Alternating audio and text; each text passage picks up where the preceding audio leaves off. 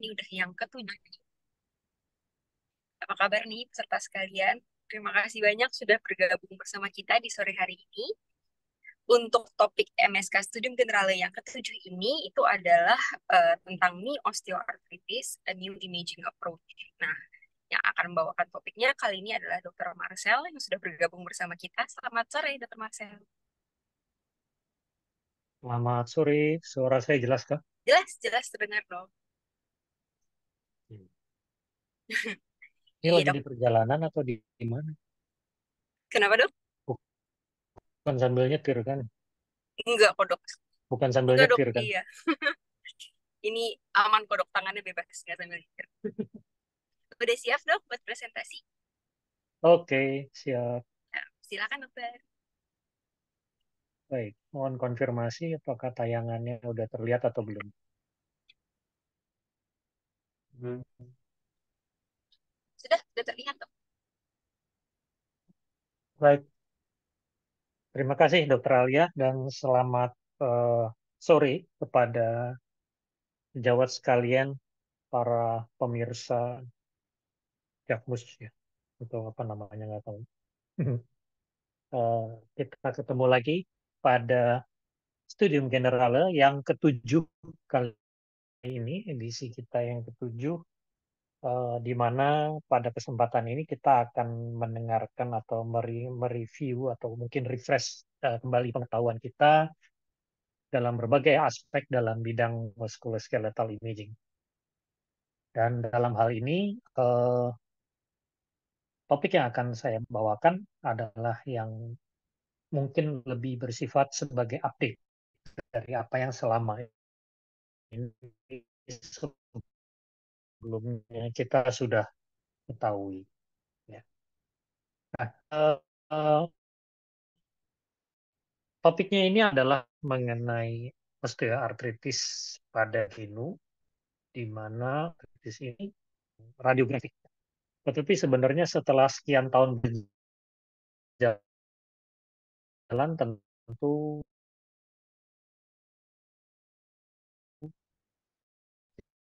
kita menyadari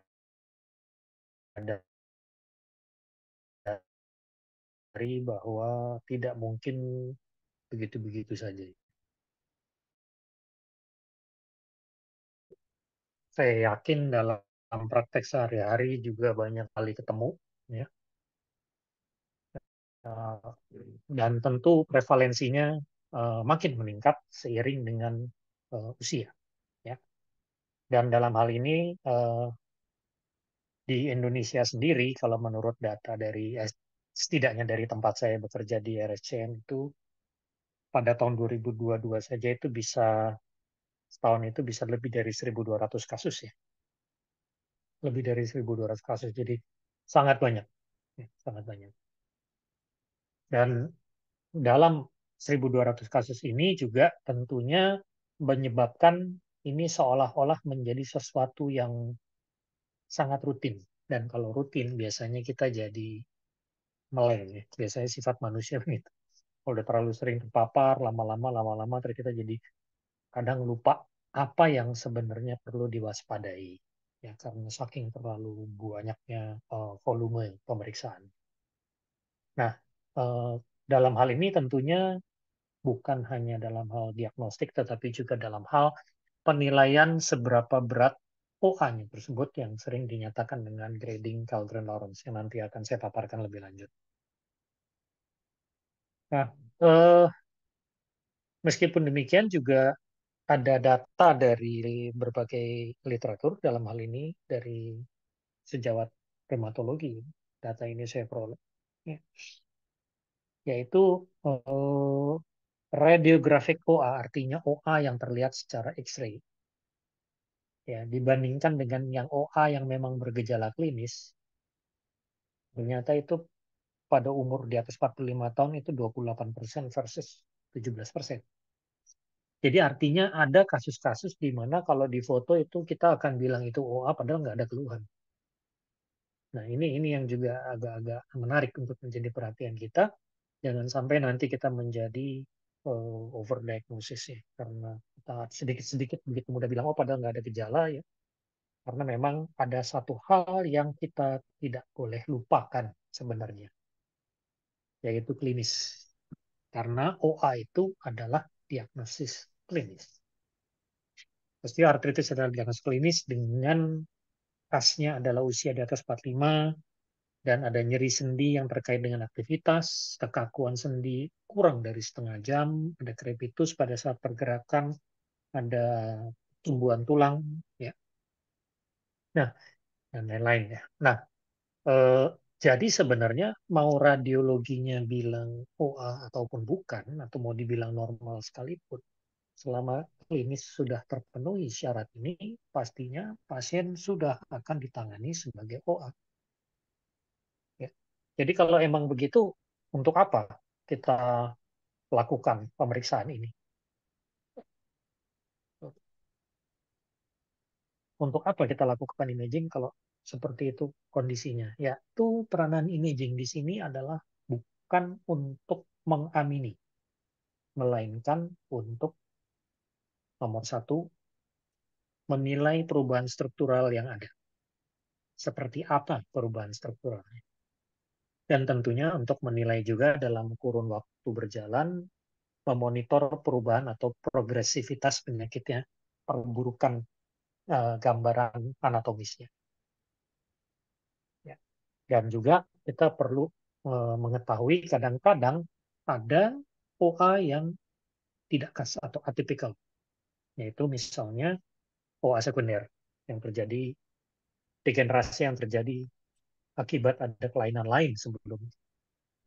Atau jangan-jangan memang di klinisnya diduga OA, padahal ya itu bukan OA, karena sesuatu hal yang benar-benar sama sekali berbeda. Misalkan inflammatory arthritis atau misalkan dia ini apa umur atau PVNS atau apa yang lain dan sebagainya. Nah ini sebenarnya dari imaging yang perlu memberikan informasi. Nah tapi juga ada juga fakta lain yang memang ditemukan ya, dari jurnal ini tahun 2008 bahwa kesesuaian antara perubahan gambaran radiografi dengan gejala itu kesesuaiannya nggak bagus. Artinya pada foto lutut OA lutut misalnya yang emang ada nyeri juga itu ternyata sangat sangat rentangnya itu sangat jauh. Kesesuaiannya itu antara 15% sampai 80%. Jadi lebar sekali range. Sehingga membuat orang jadi berpikir tentunya ya yang penting apa sih? Kadang kalau buat yang klinis sih sebenarnya yang penting kan klinisnya ya. Nah, dibandingkan dengan ya kalau imagingnya ada tapi klinisnya nggak ada, terus mau diapakan? Nah, untuk itu kita jadi perlu mereview lagi, sekali lagi, sebenarnya imaging pada OA itu seperti apa sih posisinya pada saat ini. Nah, memang sebenarnya secara teori ada kebaruan dalam bagaimana kita sekarang memandang osteoartritis. Dulu osteoartritis itu dipandang sebagai sebuah proses degeneratif yang bersifat pasif dalam artian wear and tear, dalam artian seperti kayak ban mobil ya sering dipakai, ban mobilnya lama-lama halus, lama-lama getas, lama-lama pecah ya, sering dipakai rusak gitu ya dan sebagainya, dan itu adalah konsep yang selama ini diyakini mengenai osteoartritis. Tetapi sekarang itu paradigma itu sudah berubah. Paradigma itu sudah berubah karena sekarang tidak lagi OA dipandang sebagai proses yang seperti ini, melainkan lebih kepada sebuah proses yang aktif. Proses yang aktif yang ditentukan oleh berbagai macam faktor mekanik. Sehingga ini dianggap sebagai whole joint disease. Maksudnya artinya penyakit dari sendi secara keseluruhan. Bukan hanya sendi itu sendiri, tetapi juga struktur di dalam sendinya. Itu semua berperan sampai menyebabkan terjadinya degenerasi. Nah, tentunya whole genome disease ini mengandung arti bahwa tidak lagi menjadi hanya, maksud saya tidak lagi hanya sekedar di foto X-ray saja, seperti yang selama ini kita lakukan. Tetapi ini juga jadi makin menonjolkan peranan MRI dan USG dalam evaluasi OA. Dan tentunya konteksnya MRI dan USG di sini karena dia kemampuannya mendeteksi jaringan non-osseous, artinya dia bisa mendeteksi OA lebih awal, early detection, ya, sehingga dapat meningkatkan clinical decision making, membuat kita jadi mungkin akan lebih memahami progresivitas dari penyakit dan dengan sendirinya opsi terapinya juga mungkin jadi berubah. Kalau dulu-dulu tentunya sekedar suntik, tapi sekarang dilihat dulu, nih apanya yang bermasalah, maka itulah yang diperbaiki.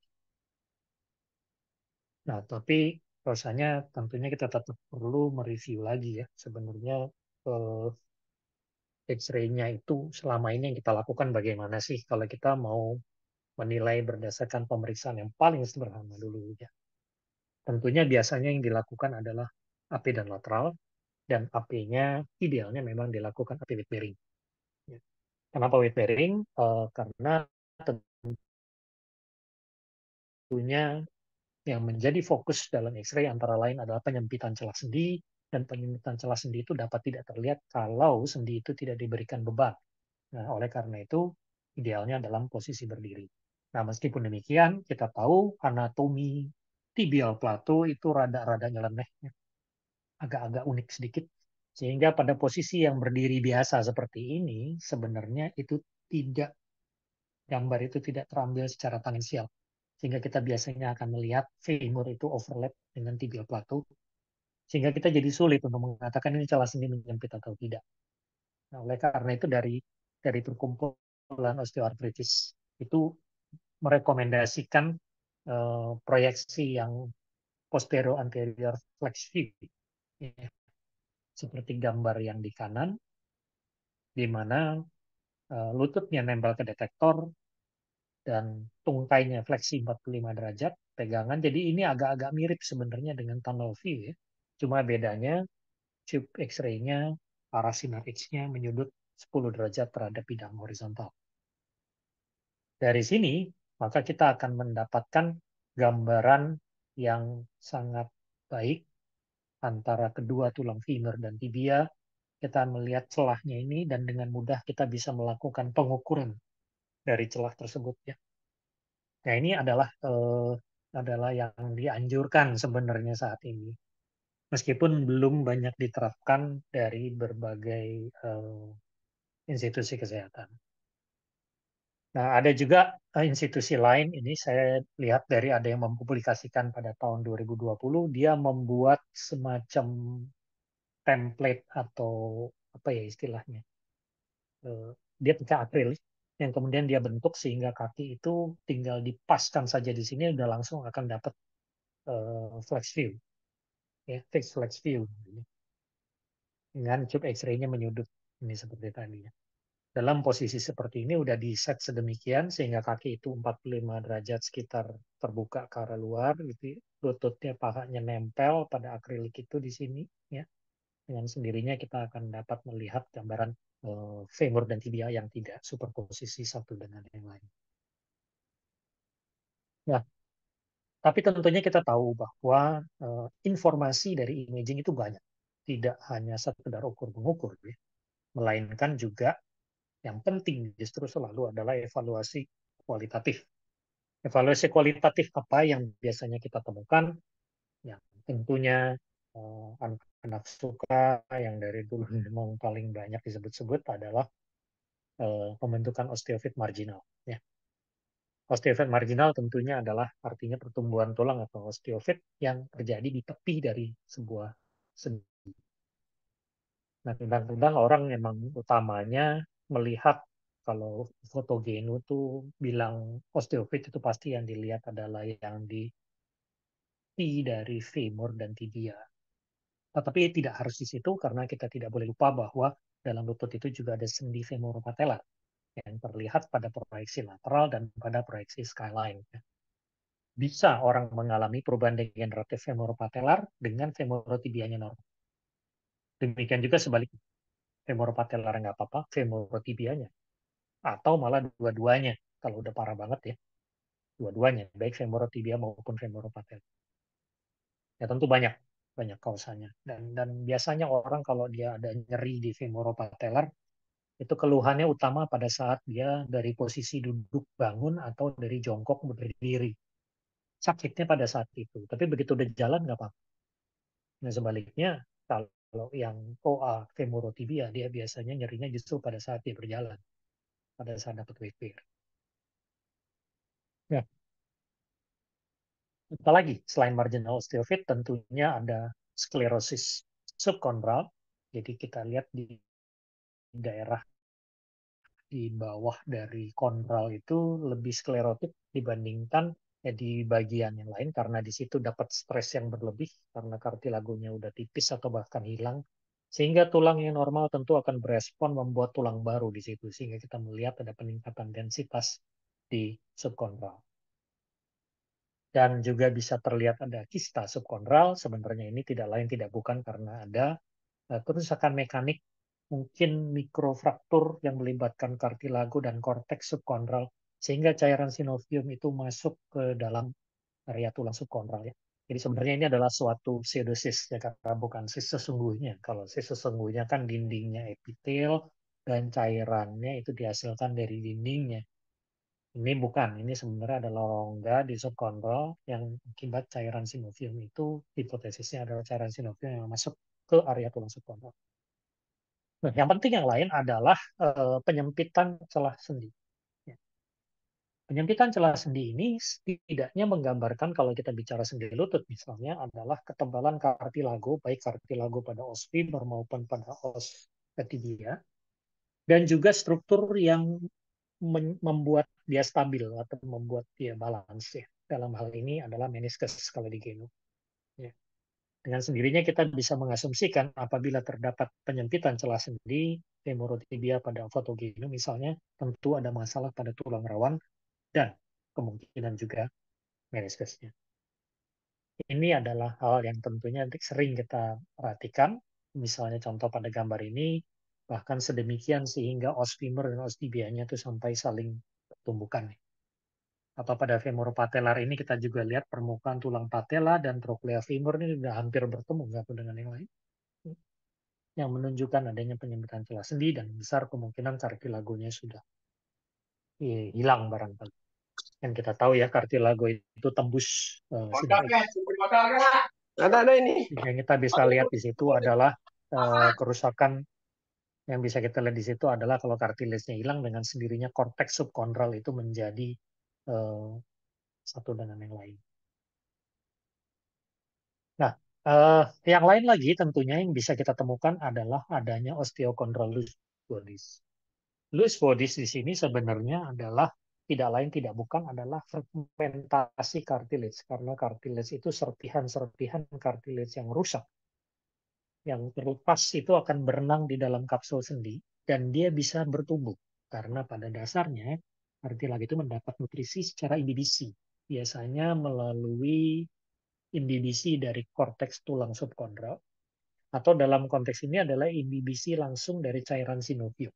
Jadi cairan sinovium itu yang mengandung nutrisi, dia bertumbuh mendapatkan nutrisi dari situ, atau juga kartilago itu serpihan kartilago itu nempel di dinding sinovium dan dia mendapat nutrisi langsung dari dinding sinovium.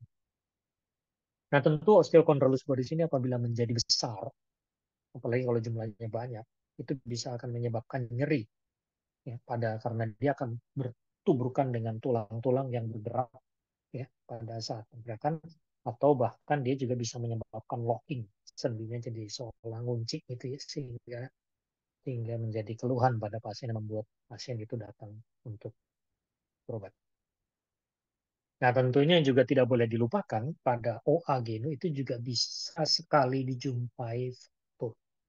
Dan fraktur dalam konteks ini bisa fraktur depresi pada end plate, tibia, tapi juga bisa fraktur insufficiency. Ini yang sangat sangat sering sebenarnya dijumpai, tapi mungkin kita tidak begitu aware selama ini. Ya, tentunya OA dengan osteofit tanpa fraktur bisa jadi tidak akan ada gejala dibandingkan kalau ada fraktur. Dan itu bisa kita lihat dari pendataran kelengkungan dari kondilus femurnya, atau kita juga bisa melihat ada garis sklerotik di subkondral dari uh, kondilus femur. Nah, jadi sebenarnya banyak nih komplikasi atau hal-hal yang perlu kita lihat, dan satu hal yang juga kita tidak boleh lupa dalam evaluasi radiografi dari OA genu yaitu adalah jaringan lunak. Nah, jaringan lunaknya ini sebenarnya banyak.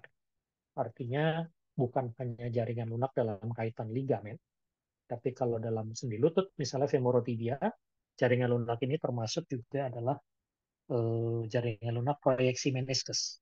Karena meniskus yang rusak, dia akan migrasi keluar sehingga menyebabkan kita bisa melihat jaringan lunaknya menonjol.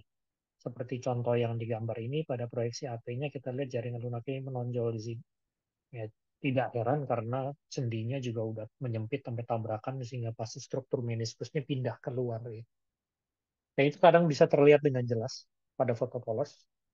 Dan juga ada tidaknya edema pada fat pad atau adanya efusi yang bisa kita lihat di daerah kova fat pad di sini di lateral, suprapatellar ataupun prefemoral. Harusnya fat pad ini radiolucent.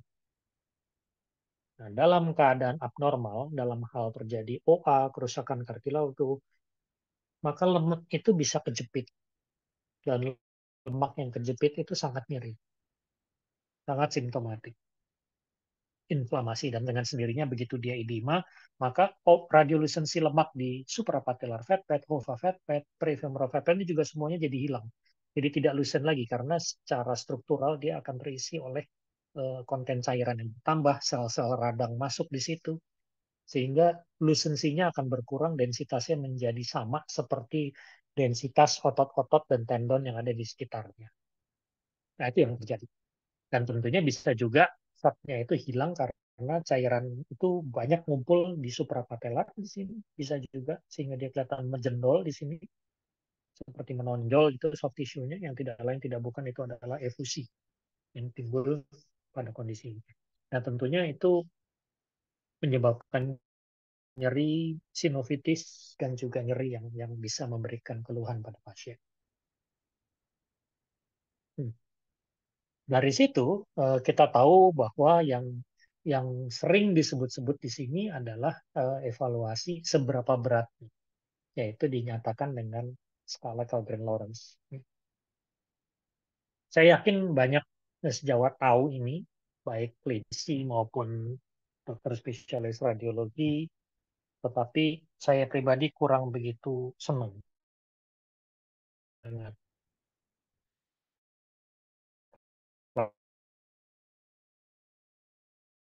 kenapa yang dimaksud. Karena Kellgren-Lawrence ini gradingnya dibuat berdasarkan dua parameter saja yang utama. Kellgren-Lawrence ini dibuat berdasarkan dua parameter yang utama, yaitu formasi osteofit dan penyempitan sel sendi. Padahal tadi kita lihat tadi pada slide saya sebelumnya bahwa yang bisa kita lihat itu banyak, tapi seolah-olah semua itu hanya direduksi menjadi dua hal, osteofit dan penyempitan sel sendi. Ya, rugi ya, padahal sebenarnya imaging itu berbicara banyak. Gitu. Nah, kadang orang jadi nggak gitu mikirin aspek lain. Jadi, oh, saya lutut saya OA, KL berapa? Yang dipentingkan hanya KL berapanya saja. Ini adalah grading KL yang kita tahu, yang normal. KL1 itu adalah osteofit yang ragu-ragu, sumir-sumir. KL2 adalah osteofit yang udah jelas. Ya. KL3 yang udah pakai penyempitan celah sendi, dan KL4 sudah sampai Ising contusion, sampai ada sklerosis dan osteofitnya sangat prominent. Kelemahan lain yang diutarakan dalam literatur mengenai Kellgren-Lawrence ini sebenarnya adalah bukan hanya soal itu, tapi juga adalah bahwa skala Kellgren-Lawrence ini membuat kita seolah-olah melihat perubahan radiografik ini sebagai sesuatu yang berkelanjutan atau sesuatu yang kontinu. Artinya, ya pertama normal dulu, lalu ada osteofit dulu, lalu penyempitan celah sendi, makin parah. Jadi seolah kayak kronologi urutan. Padahal itu tidak sepenuhnya benar. Kenapa demikian? Ya karena ada perkembangan baru. Ya. Dan dalam perkembangan baru ini antara lain yang saya pernah lihat juga dari publikasi yang berikut ini, ya, ada patofisiologi, post patofisiologi baru berdasarkan penelitian-penelitian terakhir. Ini keluaran 5 tahun lalu, 27 tahun lalu sebenarnya. Itu sebenarnya udah agak lama, ini masih lumayan lah. Mungkin, tapi tidak tersosialisasikan dengan begitu baik. Nah, yang kita lihat di sini sebenarnya ada patofisiologinya, ada jalur yang berbeda. Jadi, pada saat terjadi kerusakan kartilago sehingga kita melihat di sini ada serpian-serpian kartilago yang rusak, itu akan eh, yang akan berjalan-jalan terlepas dalam cairan sinovium itu akan menginduksi inflamasi pada dinding sinovium. Ya. Jadi dalam hal ini terjadi sinovitis sebenarnya. Tentu sinovitis jawab biasanya kebayang kalau sinovitis itu sinovitis yang edema tebal seperti inflamatory arthritis seperti pada rheumatoid arthritis dan sebagainya, ya. Bukan. Ini seperti kayak sinovitis yang sifatnya agak-agak nanggung, agak-agak hipertrofik, hiperplasi gitu ya. Akibat karena ini kan sesuatu yang bersifat kronik pada dasarnya perjalanan penyakitnya. Nah, sinovium yang mengalami proses inflamasi ini itu kemudian akan menghasilkan mediator-mediator proinflamasi, masuk juga mediator antiinflamasi, yang kemudian akan menyebabkan berkelanjutannya kerusakan kartilago ini. Tapi sinovium yang mengalami sinovitis ini juga akan menginduksi makrofag, karena makrofag ini selain juga untuk memakanin serpihan-serpihan itu, tapi makrofag ini juga mempengaruhi atau mengeluarkan mediator kimia yang menyebabkan terjadinya pertumbuhan tulang, yaitu melalui jalur BMP. Nah, jadi di sini kita bisa melihat, lepas dari soal bahasa-bahasa ajaib yang mungkin kita tidak begitu familiar dalam pekerjaan sehari-hari sebagai radiolog, tetapi setidaknya di sini kita bisa melihat bahwa pathway dari kerusakan kartilago yang menyebabkan penyempitan celah sendi dan pathway pembentukan osteofit itu dua jalan cerita yang berbeda. Jadi artinya apa? Artinya tidak harus ada osteofit untuk ada penyempitan celah sendi. Bisa jadi celah sendi sudah sempit tanpa ada osteofit. Dan ada osteofit tidak harus jadi penyempitan celah sendi. Karena ini dua jalan cerita yang berbeda. Nah, tentu lain ceritanya kalau OA-nya udah OA berat ya. Terus segala sesuatu juga ketemu di situ ya. Nah, dari sini kemudian eh, banyak juga yang mencoba untuk mempropose skala yang lain. Kalau gitu jangan pakai Dahlgren-Lawrence deh katanya ya.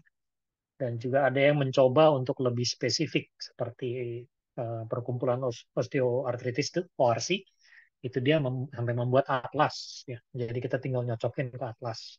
Bahkan dia memisahkan perubahan-perubahan yang terjadi medial dan lateral, tibial plateau, femoral kondal dan sebagainya ya. Nah, tapi yang penting mau saya perlihatkan di sini adalah yang berikut ini.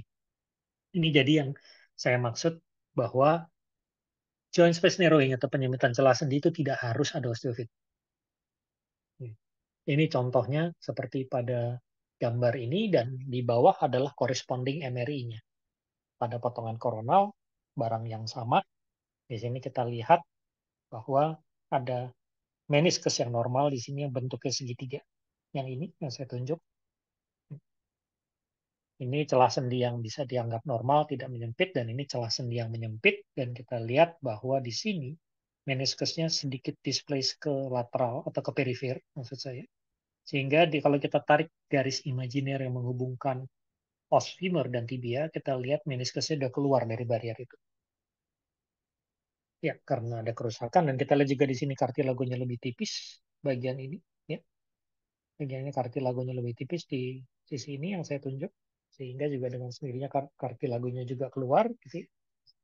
Nah, di sini kita bisa melihat bahwa ada penyempitan celah sendi karena masalah kartilago dan meniskus. Tanpa ada hubungannya apa-apa dengan osteofit. Nah, kalau emang begitu, masalahnya berarti sebenarnya apa yang kita bisa lihat dari MRI untuk kasus osteoartritis? Banyak, banyak sekali. Ya. Nah, dalam hal ini tentunya yang bisa kita lihat adalah tadi yang saya paparkan sebelum ini, yaitu kartilago dan meniskus. Tapi juga kita bisa melihat tanda-tanda inflamasi seperti sinovitis, seperti eh, marrow edema, seperti contoh pada gambar panah di sini. Kita bisa melihat di sini ada perubahan-perubahan edema dan edema bone marrow ini tentu akan menyebabkan eh, ini ya apa nyeri tentunya ya karena edema di mana-mana akan meningkatkan volume, meningkatkan tekanan intraoseus sehingga pasti nyeri. Selain itu juga ada joint effusion dan ada sinovitis ya. Dan juga bisa ada perubahan tulangnya hilang atau erosif, artritif, defect ya kartilagonya hilang. Di sini kita lihat kartilago harusnya abu-abu seperti yang ada di sebelah yang saya tunjuk ini. Tapi di sisi sebaliknya dia putih cairan semua, kartilagonya udah hilang ya, itu botok semua. Defect. Ya. Atau juga ada perubahan-perubahan hipertrofik baik pada sinoviumnya maupun pada tulangnya seperti contohnya yang di sini. Jadi sebenarnya banyak sekali yang bisa dilihat dari perubahan ini. Dan oleh karena itu tentunya kita harus perhatikan dalam MRI pada OA itu yang masalah apanya. Dan prinsipnya seperti biasa tentunya, makin dia dibiarkan tentunya akan makin progresif. Sehingga kalau bisa ketahuan penyebabnya apa dan penyebab itu segera diatasi. Sebelum dia akan mengalami perburukan. Nah, jadi evaluasi kualitatif untuk MRI itu sangat banyak dan ini juga kasus-kasus OA yang di MRI, saya pribadi juga udah banyak menemukan, sejawat-sejawat klinisi juga udah banyak yang menyadari bahwa OA itu bukan sekedar OA yang selesai hanya dengan foto polos dan skala Krigler-Lorentz, tetapi memerlukan telaah yang lebih lanjut, yang lebih jauh, yang lebih mendalam. Sebenarnya apa yang terjadi di dalam sendinya.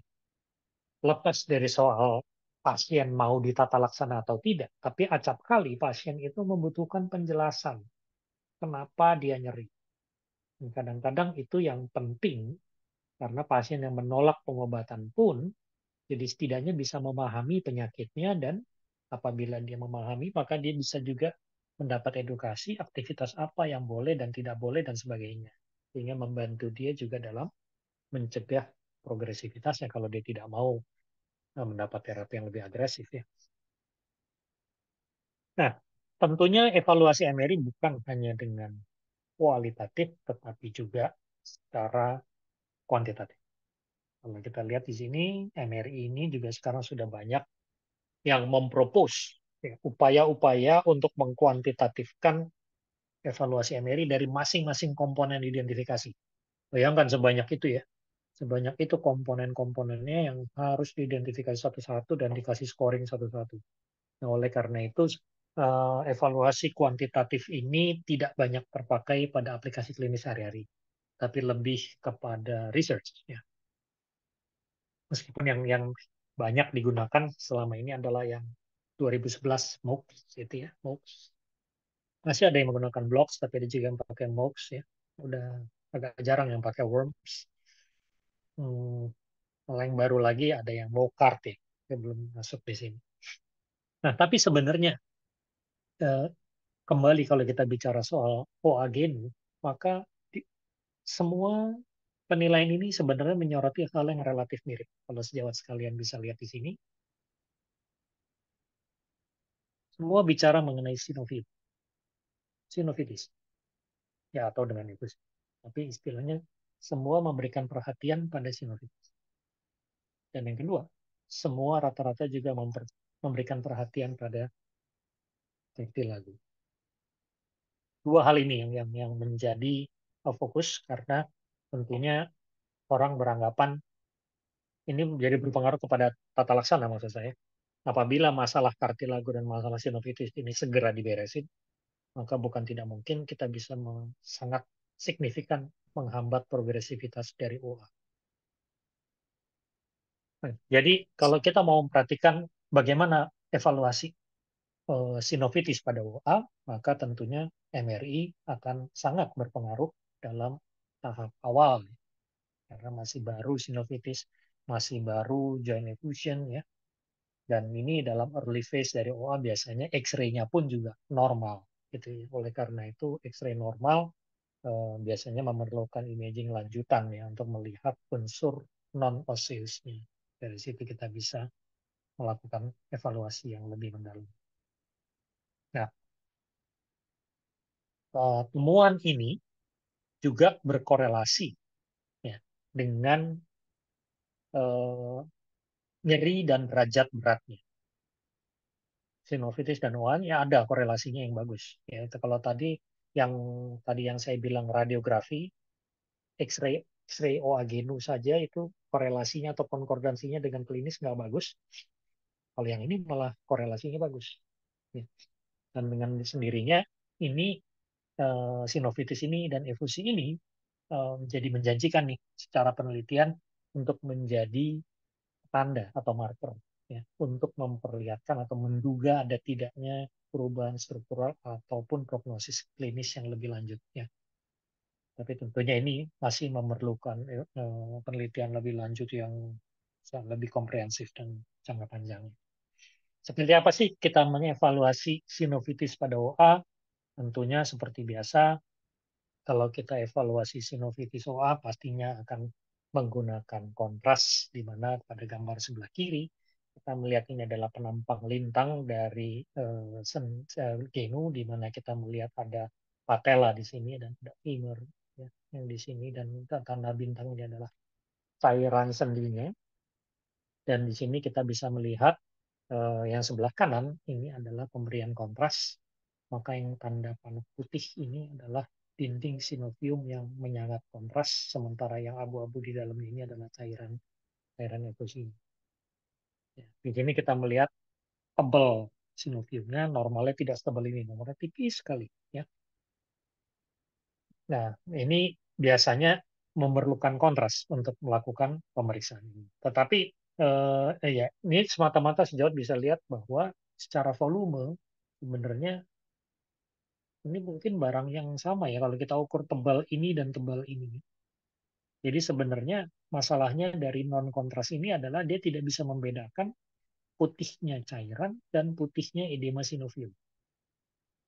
Sehingga kalau kita ukur tebalnya dengan yang model seperti ini aja, kita ukur tebalnya dari sini sampai sini, itu sebenarnya tidak begitu akurat. Karena kita tidak mengukur tebal cairan, tapi mengukur juga tebal dinding sinovium sebenarnya. Nah, tapi kebanyakan orang kita tahu agak-agak alergi dengan kontras ya, begitu pakai kontras pasti nanya, dok, bisa nggak pakai kontras?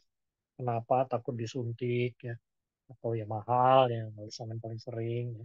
Atau kadang-kadang ada yang tidak tersedia di institusi kesehatan tertentu, bisa aja itu terjadi ya. Nah, udah ada penelitian yang mencoba gimana kalau kita melihatnya nggak pakai kontras, tapi kita mencari indikator lain untuk memperkirakan adanya sinusitis. Dan salah satu indikator yang pernah diteliti adalah mengidentifikasi ada tidaknya edema Hova Fatpad. Ini adalah lokasi Hova Fatpad yang terletak di antara patella, femur, tibia, dan tendon patellar. Jadi bentuknya seperti kayak segitiga di sini. Bantalan lemak ini adalah struktur normal yang ada dan tentunya dia bisa mengalami peradangan karena di sisi profundanya fatpad ini berbatasan langsung dengan kapsul sinovium, sehingga akan dengan mudah kita bisa melihat struktur ini. Apabila dia dengan fat saturasi, maka kita lihat lemak harusnya hitam. Tapi kalau dia tetap putih di sini, itu menunjukkan fat-fatnya mengalami edema.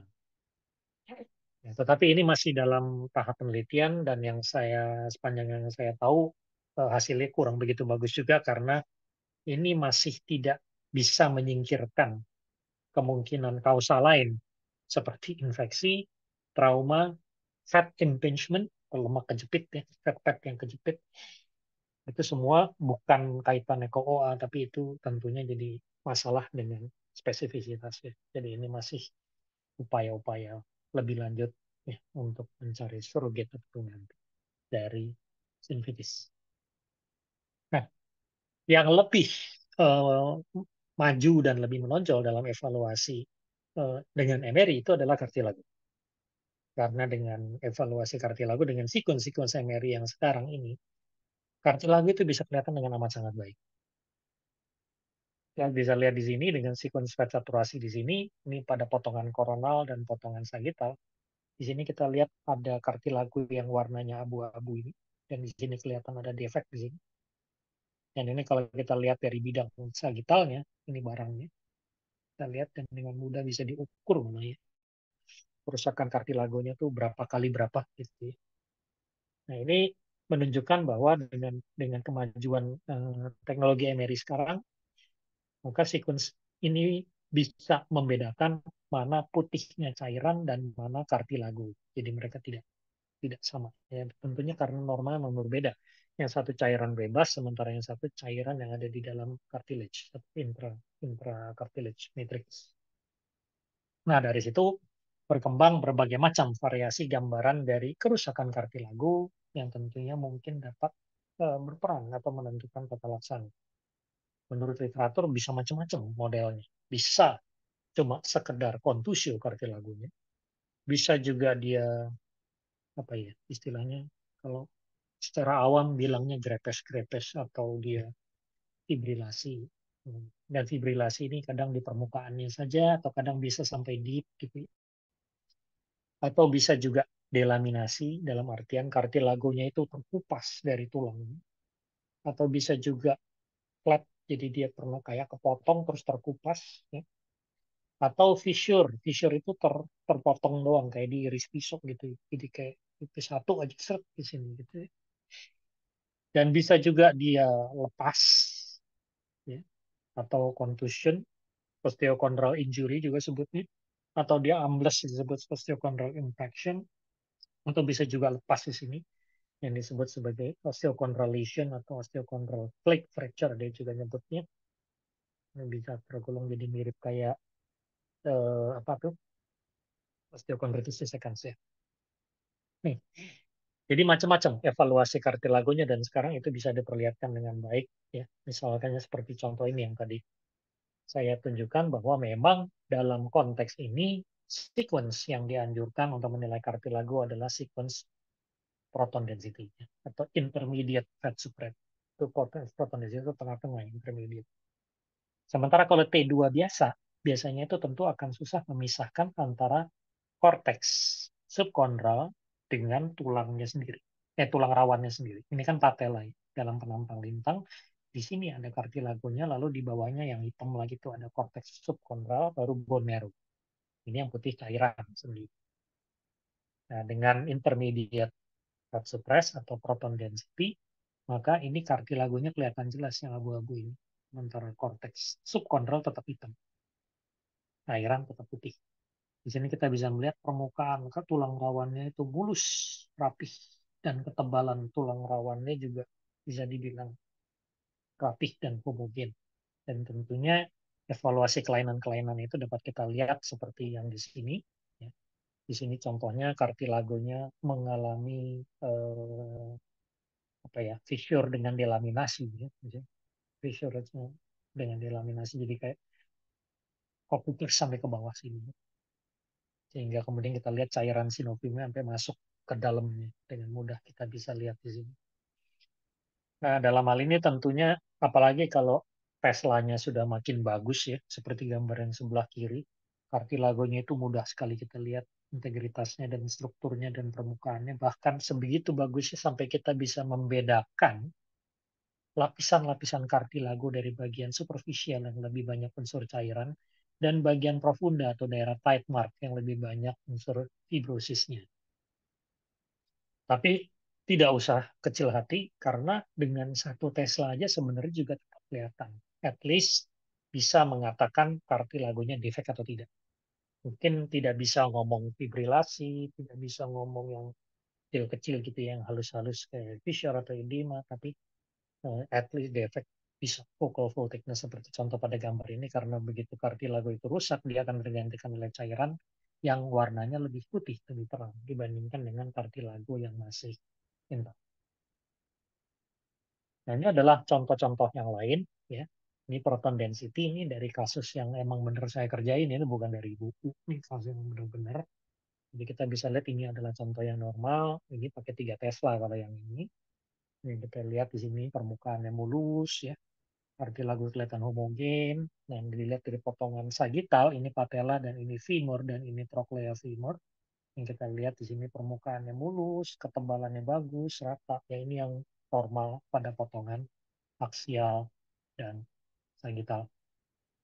Nah ini sudah ini yang berbeda. Ini yang kanan ini yang 1,5 Tesla. Pasien lain 1,5 Tesla tapi normal juga. Nah, sejauh sekalian bisa lihat bedanya.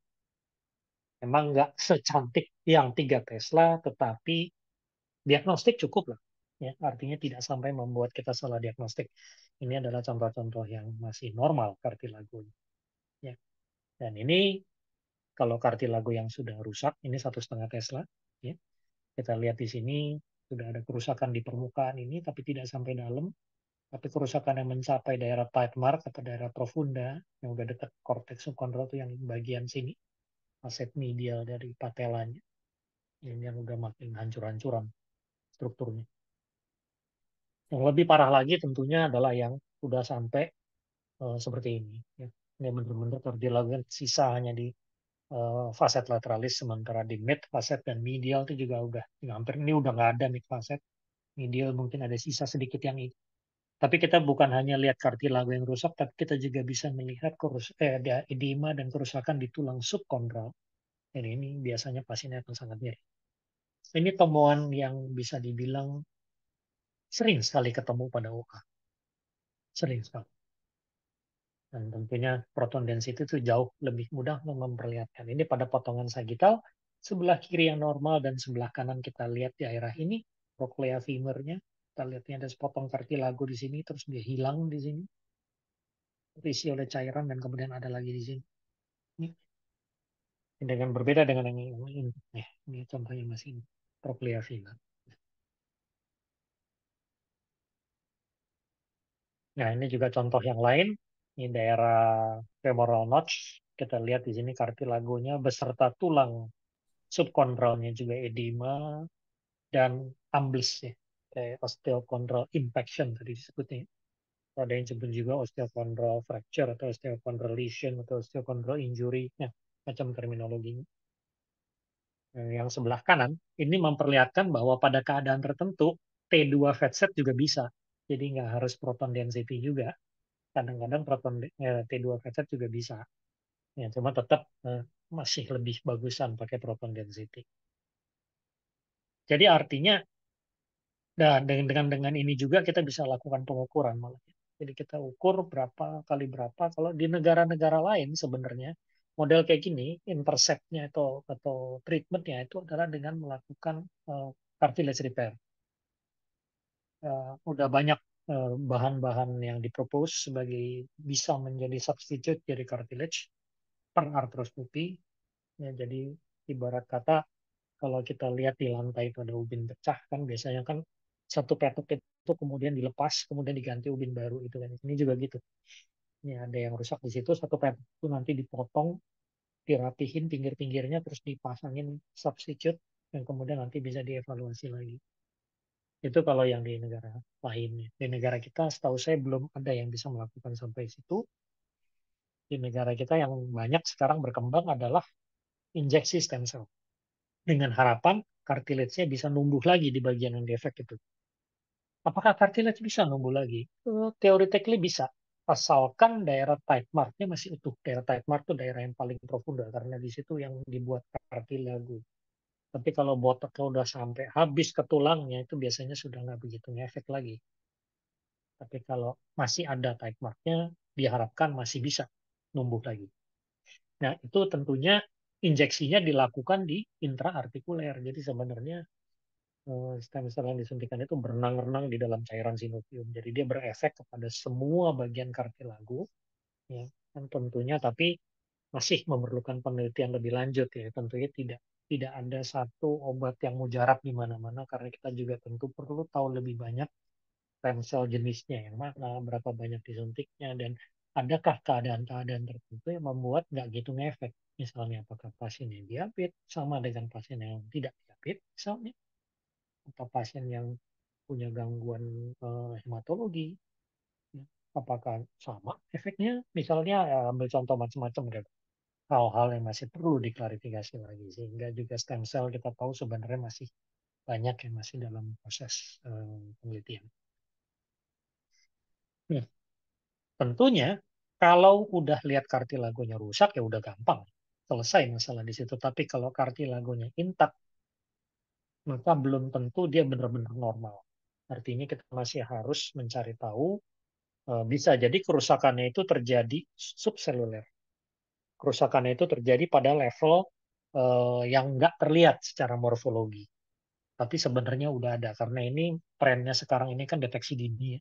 Jadi jangan sampai kartilagonya somplak beneran, itu nanti udah langsung lanjut jadi OA, cepet prosesnya nanti.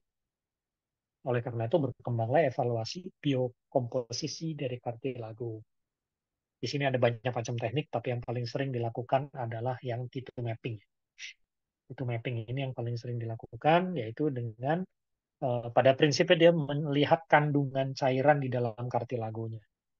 Saya rasa beberapa center sudah bisa mengerjakan, dan banyak ini juga sudah banyak kok, hampir semua alat MRI sekarang ini bisa untuk melakukan ini, baik 1,5 Tesla maupun 3 Tesla. Kira-kira yang ini yang di tempat saya yang dilakukan adalah seperti ini, ya. Jadi kita scanning dengan sequence T2Map namanya. Jadi dia akan melihat distribusi molekul cairan dalam berbagai macam jaringan, baik itu di lemak, di bone marrow, di tulang dan sebagainya. Tapi tentu yang kita ukur hanya yang di daerah kartilagonya. Jadi setelah udah di-scan, kita tentukan area yang mau kita ukur, kemudian kita buat region of interest. Saya mau lihat daerah yang ini, saya tandai area ini misalnya di condylus femur, area seluas 113 mm persegi, dan di situ kita melihat rata nilai T2 di situ berapa? 54 milisecond. Jadi makin tinggi, makin jelek. Karena makin menuju ke cairan bebas. Kalau cairan efusi kita lakukan hal yang sama, itu nilai rata nilai T2Map itu di atas 100. Nah, tentunya makin ke bawah makin enggak gitu, ya. Jadi sebenarnya warna-warna ini sebenarnya cuma representasi, ya. Sebenarnya yang terjadi adalah distribusi angka-angka di sini. Cuma dari warna-warna itu kita bisa melihat bagian mana yang naik, kayak kita lihat di sini yang hijau, yang biru ini yang masih bagus. Begitu mulai menuju ke kuning, menuju ke merah, itu adalah daerah-daerah yang udah mulai mengalami kerusakan.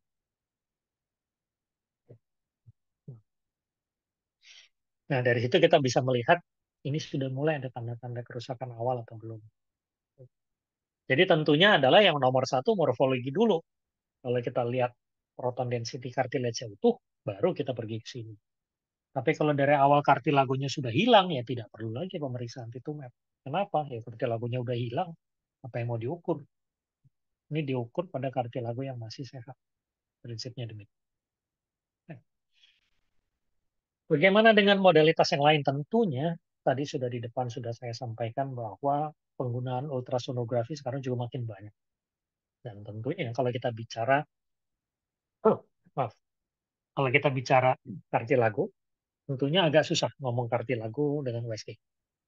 Karena USG tidak bisa memvisualisasikan semua bagian kartilago. Tapi untuk mendeteksi sinovium, efusi, osteofit, meniskus, itu setidaknya ultrasound bisa bermain. Ultrasound ini dalam hal ini lebih disukai. Kenapa? Karena mudah laksana. Ya. Dia mudah laksana, dia apa? Harganya juga tidak semahal itu. Ya, dan pasien biasanya lebih toleran terhadap pemeriksaan ini. Eh,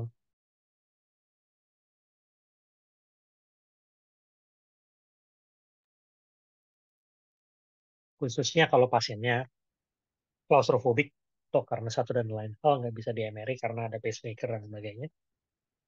Dan juga yang kedua yang menguntungkan adalah ultrasound ini mudah diulang pemeriksaan. Jadi secara berkala tinggal diulangi. Jadi untuk memantau progresivitas atau perbaikan dari efusi itu sangat mudah. Ya, sebagai contoh, kita bisa evaluasi meniskus di sini. Ini adalah contoh pada sendi femorotibia. Ini femurnya, ini tibianya. Ini ligamentum collateral medial. Dan kita lihat ini adalah meniskusnya yang bentuknya segitiga dan kelihatan harusnya dia paralel atau tidak satu level dengan permukaan tulang. Tapi kita lihat di sini meniskusnya menonjol ke superficial. Itu menunjukkan sudah ada tear meniskus. Dan juga kita bisa melihat akumulasi cairan. Kita juga bisa melihat penebalan sinovium, bahkan kita bisa ukur ketebalannya. Ya, untuk mengatakan diagnosis sinovitis, dan kita juga bisa melihat osteofit dengan mudah di sini.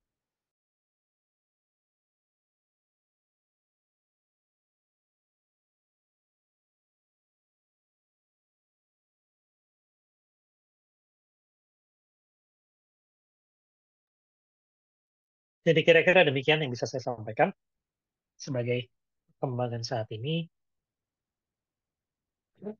Jadi kita tahu bahwa radiografi dalam hal ini adalah pemeriksaan awal untuk OA. Tapi yang mesti diwaspadai adalah bahwa pemeriksaan ini jangan hanya sekedar bicara skala KL, tapi juga bicara mengenai kerusakan struktural yang lebih detail, khususnya apabila kasusnya adalah atipikal. Atipikal di sini maksudnya adalah yang bukan di organ weight bearing biasanya. Misalnya OA jari, OA elbow, ya. Kalau OA hip, OA genu, OA ankle itu biasanya weight bearing. Dan itu biasanya umur 40 ke atas. Itu sering sekali ditemui. Tapi kalau umur 17 ada OA genu, nah itu aneh. Itu atipikal maksudnya. Ya. Atau biasanya orang OA di kaki, ini tiba-tiba OA di bahu. Itu atipikal. Jadi ini harus waspada. Jangan sekedar bilang OA, OA, tapi harus hati-hati karena bisa jadi diagnosisnya ada diagnosis lain. Ya, yang pada kasus seperti itu. Yang penting adalah harus diingat dalam evaluasi radiografi pada OA itu bukan hanya soal ada tidaknya osteofit dan penyempitan celah sendi, tapi banyak yang lain. Ada tidaknya fraktur, ada tidaknya loose bodies, efusi, septate edema atau impingement, yang mana semua hal itu sebaiknya memang perlu dielaborasi dengan lebih detail dalam laporan radiologi. Nah, hal yang lain juga bahwa OA ini saat ini dianggap sebagai penyakit sendi yang sifatnya menyeluruh, bukan hanya masalah tulang, osteofit, dan celah sendi. Oleh karena itu, peranan MRI dan USG ini makin besar, sehingga sejawat-sejawat radiologi perlu hati-hati. Karena tren ke depannya ini memintakan MRI lutut dan USG lutut atas indikasi OA itu semakin banyak. Saya pribadi mengalami sendiri. Ya, banyak sekali ya naik. Dan saya rasa mungkin di berbagai rumah sakit makin lama akan makin banyak. Oleh karena itu, saya rasa evaluasi MRI genu oleh dokter radiologi itu benar-benar udah harus menjadi kompetensi yang mendalam untuk seorang aspirat umum ya. Kalau enggak susah ya. Aspirat umum udah harus masuk deh. Kurikulumnya juga harus benar-benar ada ujiannya tersendiri untuk baca MRI lutut ya. Demikian juga untuk melakukan USG. Dan ini kaitannya ke diagnostik ya. Sejawat-sejawat kita yang non-radiolog, kita tahu juga mengerjakan ultrasound, tetapi umumnya dari mereka adalah mengerjakannya untuk diagnostik yang sifatnya sederhana atau untuk pemandu tindakan biasanya. Tapi untuk diagnostik itu perlu jam terbang yang sangat banyak, dan di mana-mana memang jam terbang banyak itu adalah radiolog. Gitu ya. Oleh karena itu, karena radiolog udah biasa lihat berbagai macam, karena radiolog itu terima rujukan dari berbagai spesialis. Dengan sendirinya wajar-wajar aja kalau jadi lebih sering melihat berbagai macam kelainan. Nah, jadi hati-hati pastinya sejawat kita yang mengerjakan USG juga pasti ujung-ujungnya ngirim ke radiologi kalau dia bingung. Ini kayaknya bukan sekedar OA nih. Ini kayaknya bukan sekedar efusi. Ini ada yang aneh. Apa ya udah kirim aja deh ke radiologi. Jangan sampai radiologinya nggak tahu. Nah, ini adalah hal-hal yang penting untuk diketahui dan kalau perlu tentunya evaluasi dengan kontras dan kartilago. Untuk sequence khusus kartilago juga merupakan satu hal yang penting untuk kita kuasai. Demikian kira-kira yang bisa saya sampaikan pada malam hari ini. Sejawat sekalian, ini adalah referensi yang saya gunakan apabila sejawat tertarik untuk membahas atau membaca lebih lanjut. Dan atas perhatiannya saya ucapkan banyak terima kasih. Baik, terima kasih banyak Dr. Marcel atas penjelasannya. Jadi, ternyata untuk menilai osteoartritis itu tidak hanya sekedar membaca atau melihat ada osteofit dan joint space narrowing aja, tapi ada banyak hal yang harus kita amati juga dan kita laporkan, baik itu dari secara radiografi maupun dari modalitas-modalitas imaging lainnya. Dan tadi sudah sempat dijelaskan juga ya, untuk modalitas imaging MRI ada banyak sequence tambahan yang bisa kita manfaatkan, termasuk contohnya tadi yang penilaian cartilage ya dok, dengan menggunakan T2 mapping, T2 star mapping, dan lain sebagainya. Di sini kita lihat di chat udah banyak pertanyaan nih dok dari beberapa orang. Yang pertama mungkin saya coba bacakan dulu ya dok dari Dokter Yogi. Pertanyaan yang pertama adalah, apakah dengan adanya penyempitan celah sendi femorotibia pada X-ray, kita sudah boleh mengarahkan kesimpulan sebagai OA? Silakan dokter.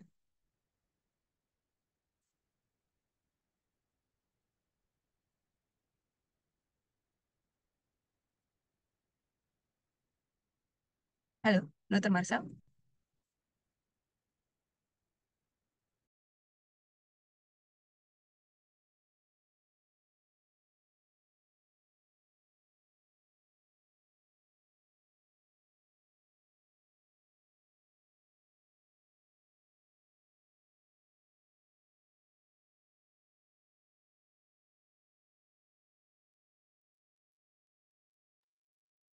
Halo, Dokter Marcel. Bisa dengar suara Ya, saya?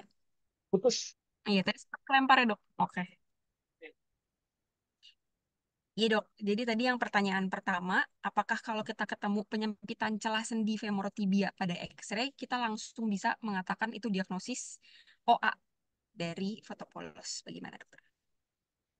Ya, sekali lagi, OA itu adalah diagnosis klinis. Seperti tadi yang saya ingin. Jadi, kalau ilmunya radiologi sekarang itu kita juga harus menghindari, jangan kita menggunakan terminologi yang keliru. Jadi kalau kita bicara imaging, kita tidak mengatakan terminologi klinis. Yang itu pasti tentunya jadi miss nanti. Dan takutnya malah menjadi salah persepsi. Sekarang kembali dalam asesmen sendi, kalau kita melakukan imaging pada sendi, nomor satu tujuannya adalah untuk membedakan kalau ini adalah kasus joint disease, apakah ini inflammatory in nature atau degeneratif. Atau malah mungkin di luar pelayanan sendi seperti tur, dan lain sebagainya. Jadi tidak mengatakan osteoartritis. Itu satu hal. Jadi biasanya sekarang kalau di negara-negara lain juga saya lihat di center-center lain yang di luar, yang kalau khusus seperti ini, mereka banyak menggunakan istilah antara lain degenerative joint disease atau DJD. Diskus juga sama kalau di spine degenerative disc disease atau DDD, biasanya orang sana DJD dan DDD itu sudah sering dipakai. Jadi artinya untuk mengatakan perubahan sendi yang ada di sini adalah perubahan degeneratif, bukan inflamasi. Dalam artian bukan kayak RA atau psoriatic arthritis atau apa yang lain dan sebagainya. Namun saya jadi tidak mengatakan osteoartritis dalam dalam literatur sesuai gambaran OA genu tidak, tapi melainkan sesuai gambaran perubahan degeneratif pada sendi. Nah, tergantung sendi apa. Apakah femoropatelarnya juga, femorotibia saja, apakah femorotibia bagian medial saja, atau lateral saja, atau semuanya. Karena bisa macam-macam, nggak harus semuanya. Itu yang penting untuk diperhatikan. Jadi usahakan sekarang menghindari kata-kata itu. Oke. Yang kedua juga tentunya kalau yang dijumpai hanya penyempitan celah sendi saja, tentunya ya kesimpulannya adalah penyempitan celah sendi. Ya, kecuali ada tanda-tanda degeneratif yang lain, subchondrosis, sklerosis, osteoid, bolehlah kita bilang, oh ini degenerasi pada sendi femorotibia bagian medial misalnya. Kesimpulan radiologi adalah seperti itu. Jangan sekedar bilang, wah genu, KL2, itu doang. Itu enggak, apa ya, terlalu superficial dan kurang, takutnya awareness klinisi juga jadi kurang gitu ya. Tapi kalau misalnya penyempitan celah sendi kompartum medial, emang ketemunya cuma itu saja. Pertimbangkan kemungkinan meniscal injury atau cartilage damage. Jadi klinisi yang baca, wah ini kayaknya saya perlu MRI. Gitu. Ketimbang kalau cuma bilang, wah gini femorotibia, kayak lu. Terus ya udah suntik pulang pasien, nggak ada evaluasi lebih lanjut gitu ya. Nah, ini tentunya jadi padahal kita tahu tadi bahwa prinsipnya adalah deteksi dini dan mencegah jangan sampai progresif gitu ya. Kalau yang dilakukan itu ya artinya kita radiolog turut berperan serta dalam mempercepat progresivitas penyakit pasien gitu ya. Kira-kira begitu. Karena kalau penyempitan celah sendi aja bisa banyak sekali penyebabnya ya dok ya. Belum tentu itu karena proses degenerasi atau yang dikenal dengan osteoartritis itu bisa jadi karena ada meniscal injury atau misalnya juga karena artritis inflamatory artritis lainnya pun juga bisa mengakibatkan penyempitan celah sendi ya dok. Jadi tetap harus terlihat tanda-tanda sekunder lainnya, apakah ada osteofit marginal dan lain sebagainya. Ya, betul. Karena Dan OA itu itu juga sekali tadi lagi adalah dokter sudah diagnosis menjawab klinis juga nih dok. sebenarnya. Ya, gimana? Sebaiknya gunakan istilah degenerasi. Dan ini sudah menjawab juga pertanyaan yang kedua, apakah kita menuliskan osteoartritis atau degenerasi femorotibia atau patellofemoral atau cukup osteoartritis genu saja. Jadi sebaiknya memang didetailkan ya dok ya. Kita sebutkan kalau memang ada degenerasi, degenerasi sendi yang mana. Terutama apakah dia di kompartemen yang mana, kompartemen medial, lateral, atau anterior. Bukan cuma femorotibia saja, tapi femorotibia misalnya sisi yang mana. Mungkin gitu ya dok ya. Ya, ini sebenarnya adalah prinsip radiologi secara umum. Prinsip radiologi adalah sebagai penunjang yang membantu klinisi. Kita ini ibaratnya seperti kayak mata-mata, ya, di mana penyakit itu adalah musuh kita, dan kita harus memberikan informasi kepada markas besar kita. Ada apa di situ, di medan perang itu, di wilayah musuh itu. Jadi artinya makin detail informasinya, maka markas besar akan makin senang. Gitu ya, kita cerita ini, cerita ini, cerita itu. Tapi kalau informasinya ngambang aja, lama-lama markas besar mikir, buat apa saya butuh mata-mata, udah dibayar mahal-mahal, cuma informasinya gini doang gitu loh. Jadi pada prinsipnya makin precise, makin dalam, makin akur, itu value-nya akan makin besar dan tentunya ujung-ujungnya adalah pasien yang diuntungkan. Demikian. Baik dok, dan ini ada pertanyaannya lagi juga. Apakah dalam praktek sehari-hari, dalam menggunakan X-ray konvensional, apakah ada grading yang sudah disepakati dengan para klinisi? Apakah menggunakan ORC? Yang saya tahu sih sejauh ini paling sering sih Eldrin Lawrence ya dok. Saya belum pernah sih dapat yang klinisinya minta di grading secara ORC. Bagaimana dok?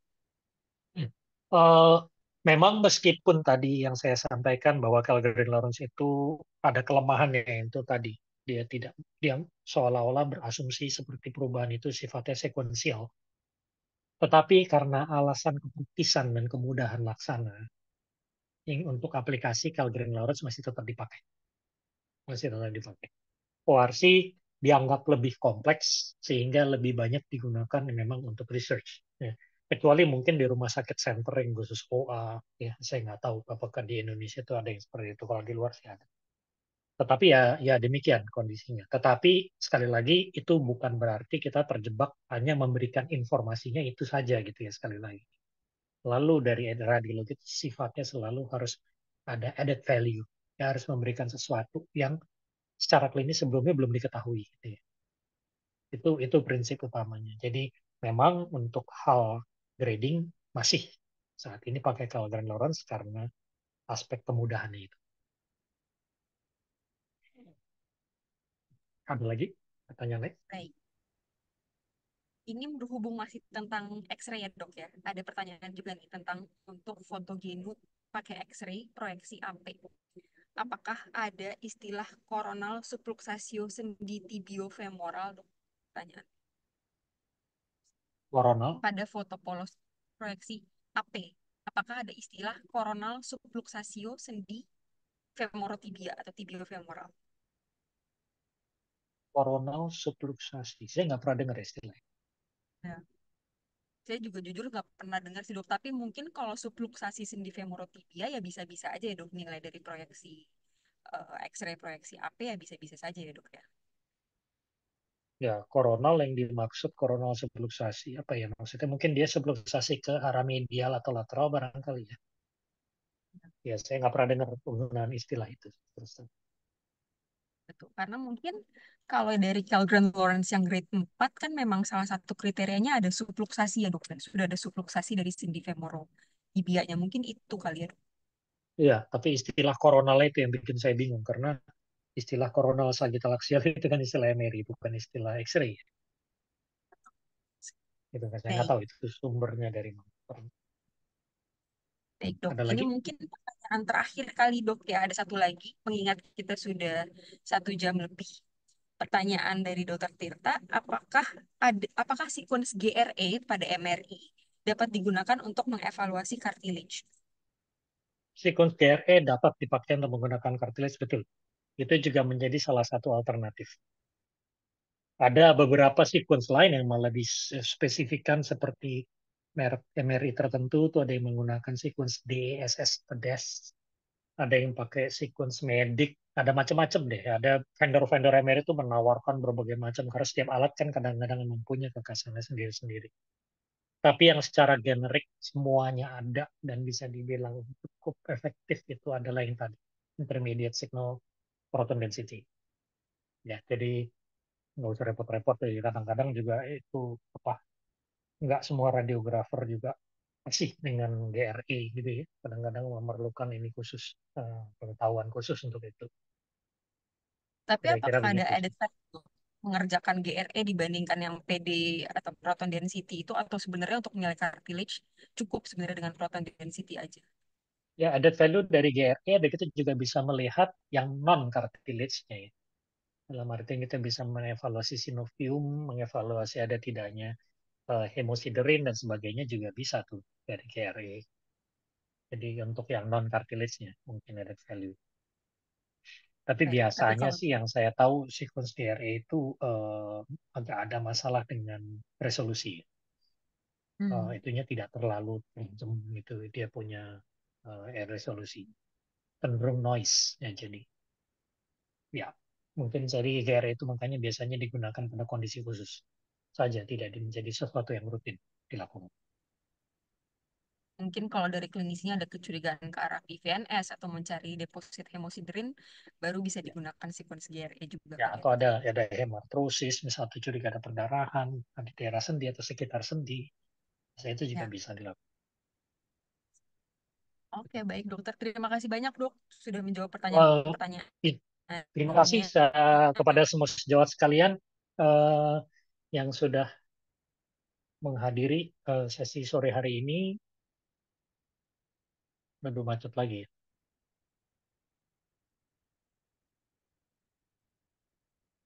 Tes lalu.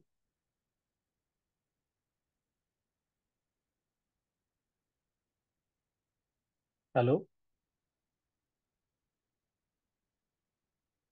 Lalu. Ini dokter ahli atau saya lagi nih yang macet. Kedengeran dong. Ada Pak Dokter Yopi Simargi dalam hadirin. Eh, jadi nggak enak nih ada Pak Dokter baru nih di sini. Kedengeran ya suara saya ya. Pendengar. Baik, sebelum saya akhiri, saya ada satu hal yang mungkin perlu saya tambahkan di sini. Mungkin sejawat sekalian, baik yang berminat dengan muskuloskeletal sudah sedikit banyak terpapar mengenai eh, program dari Jakarta Musculoskeletal Focus Course yang antara lain malam ini sudah mulai diinisiasi. Ini merupakan suatu program edukasi dari Departemen Radiologi dalam hal ini Divisi Radiologi Muskuloskeletal dengan tujuan bahwa tentunya sebagai institusi pendidikan dari kami bukan hanya mengedukasi dari peserta didik saja, tetapi juga untuk para alumni dan esperat-esperat lain yang dari luar lingkungan Departemen Radiologi supaya juga dapat beroleh manfaat dari aktivitas yang dilakukan oleh departemen ini selaku institusi pendidikan. Nah, oleh karena itu mulai Agustus ini dari kami meluncurkan program membership untuk urusan untuk hal ini. Nah, apa yang dimaksud dengan program membership ini?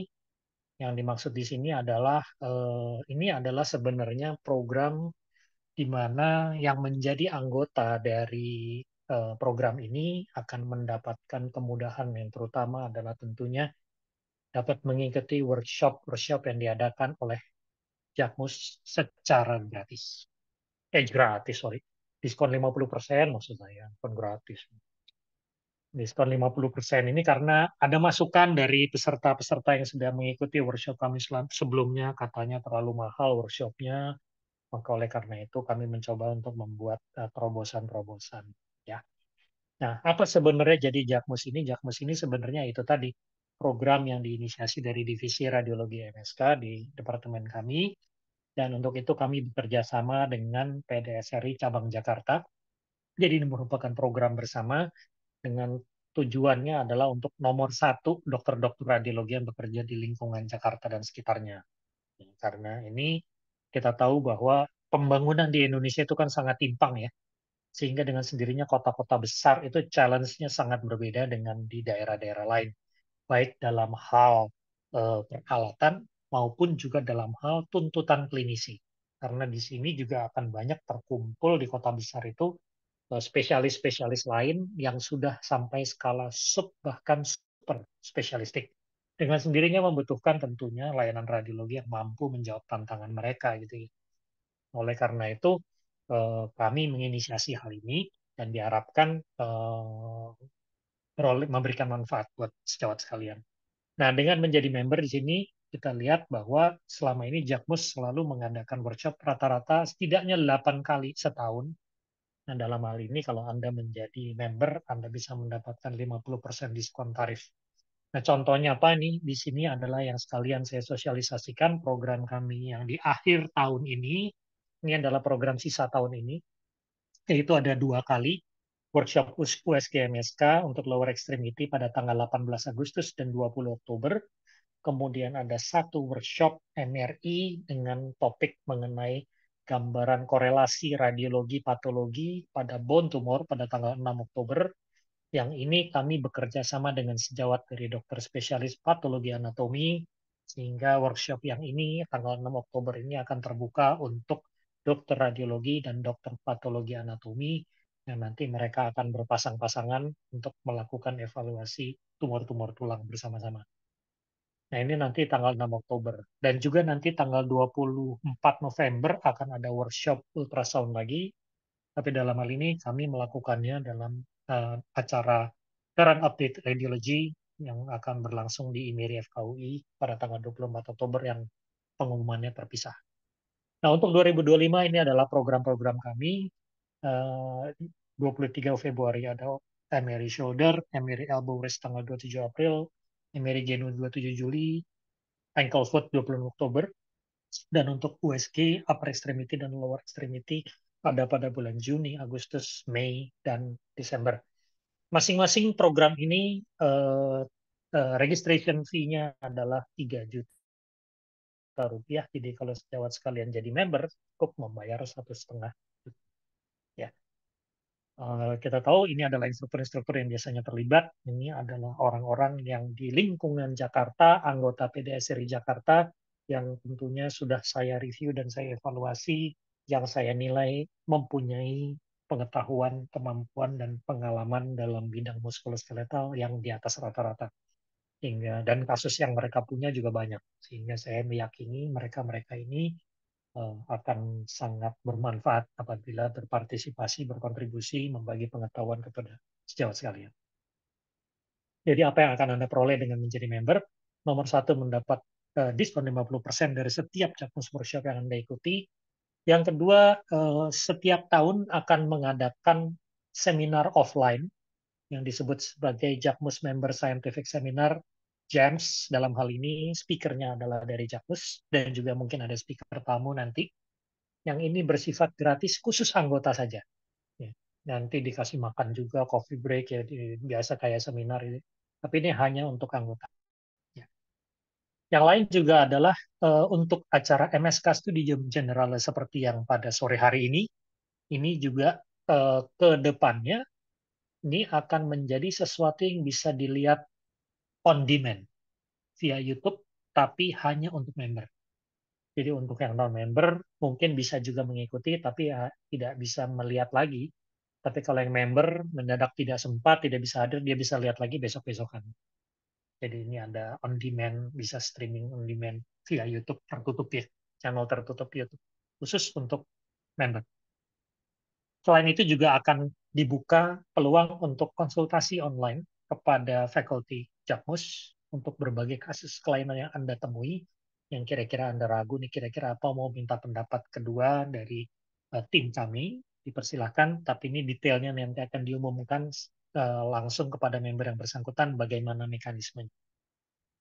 Selain itu, Anda juga akan mendapatkan membership card dan juga kalau ada merchandise, Jakmus dan lain-lain akan ada harga khusus dibandingkan yang dijual bebas. Siapa yang bisa bergabung adalah anggota dokter spesialis radiologi, anggota PDS RI Jakarta, atau Anda adalah alumni radiologi FKUI dimanapun Anda berada. Kedua kriteria ini bisa bergabung. Membership berlaku selama 1 tahun sejak Anda menjadi member, jadi bisa anytime kayak kartu kredit aja. Annual fee 3 juta rupiah dan dibayar lebih dahulu, tidak bisa refund, mohon maaf, tapi tinggal mengisi saja. Nanti dari panitia akan menilai apakah ini dapat di-approve atau tidak. Setelah di-approve, baru akan menerima tagihan dan membayar. Dan setelah membayar, akan memperoleh kartu digital dan kartu fisiknya akan diberikan pada saat sejawat mengikuti workshop Jakmus yang setelahnya. Ini setelah 1 tahun nanti akan ditawarkan apakah mau diperpanjang atau tidak. Silakan. Ya. Jadi nanti ada 8, kadang-kadang suka lebih dari 8, kayak tahun 2024 ini workshopnya lebih dari 8, 9 atau 10 kalau nggak salah. Jadi nanti sejawat sekalian bisa hitung-hitung sendiri, kalau saya bayar annual fee, terus saya dapat diskon, kira-kira saya berapa kali nih ikut nih, supaya saya nggak rugi. Bahkan makin sering diikuti, jadi makin untung. Kira-kira demikian. Ya, mudah-mudahan bisa memberikan benefit atau kemudahan bagi sejawat sekalian dalam memperoleh edukasi. Jangan lupa ikuti IG kami di jakbus.fc. Demikian pengumuman singkat dari saya. Dokter Alia hilang ya? Oh, masih ada. Ada dok, udah balik lagi. Tadi sempat hilang Hmm. memang. Iya dok, terima kasih banyak atas pengumumannya. Berarti nanti kita akan ketemu lagi di acara R3D kali dok ya, yang paling dekat ya. Di Logi Reading Room Discussion setiap bulan purnama, kalau hari ini kan bulan mati ya, 2 minggu lagi adalah bulan purnama. Seperti biasa, itu adalah diskusi kasus, tapi itu terbuka sifatnya. Itu nggak pakai member, non-member, siapapun bergabung for free. Jadi ini acara Studium Generale yang terbuka terakhir kali dok ya, berarti. Kemungkinan begitu, tapi kita masih ragu-ragu nih apakah mau terbukanya hanya untuk yang streaming live dan member dapat streaming yang nggak live juga, atau memang total tertutup. Nah, masih kita pertimbangkan. Oke, baik dok. Jadi nanti mungkin yang terdekatnya adalah R3D, sementara untuk Studium Generale ke depannya akan kita informasikan lebih lanjut mungkin di grup WhatsApp atau di sarana-sarana media, sosial media lainnya. Oke, terima kasih banyak dokter atas informasinya dan Sama-sama. presentasinya. Sampai ketemu di acara R3D 2 minggu lagi. Selamat malam, sampai jumpa. Selamat malam. Terima kasih. Sampai ketemu lagi. Terima kasih dok.